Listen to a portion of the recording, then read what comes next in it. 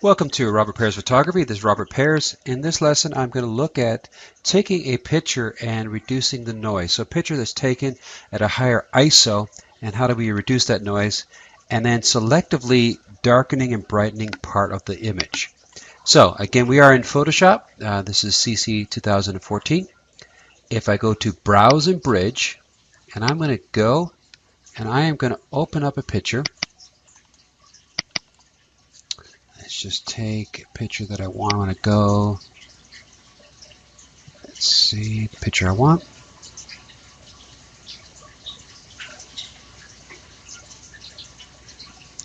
Let's see, I'm looking for a particular picture, and I'm going to use this. Nope.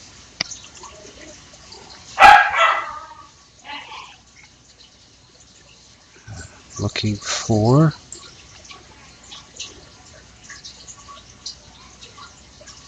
there it is. All right, so I'm going to take one of these pictures, and let's take this one. So this is a Photoshop file, and let's look in a little closer. And what you see here is this is noise, and particularly you'll see in high contrast areas. Now, in the Google tool, you will see the define, and if I press on that, it's going to intelligently look at, and if you look right here, you can see before and after. It makes an intelligent noise correction. You can go in and reduce and do a more manual one, but you can look at that.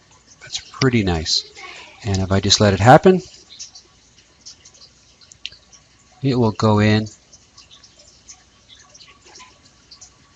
and do a very nice job of reducing the noise. I don't want to overdo it, but at the end it just simplified it. And if I just click on before, after, you see how much it's reduced it. Now, look at this picture. I would like to take away some of this light, and there's another tool I'm going to bring up here, and that's this one, the Vizia. And if I click on add a color control point, I can select a point, and you can see here this is the size of that area. It's going to intelligently darken that area. Go over here, put another one in, and I want it pretty wide. It's intelligently dark, so it didn't darken the chair, but it did darken that background. Let's put it over here, darken, darken. So I've selectively darkened the background, so I just want to take away some of that distraction. Press OK. But before I do that, you see there's some other control features you can add here, so you can really play around. You could change the white balance, you could play around with the warmth, as I said, the saturation, contrast, and it will do it intelligently in different parts of the picture. So there's before and there's after. So I've made a change, and I'm just going to save this.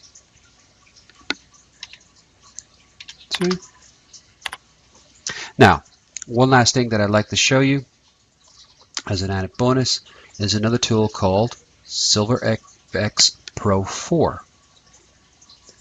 And if I bring this up, it gives me a list of filters, black and white filters, that I can use, including sepia. So it's got a variety of different antique, a whole pile of different effects. In addition, it has different film types, and if you go back to the film days, you could play around with film types to get different effects. And you can see, look at that, how the changes and impact of just changing the film type.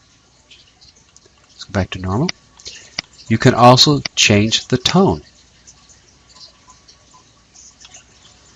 Okay, I can also put on a burnt edge. I could add a frame, which I don't want a frame on.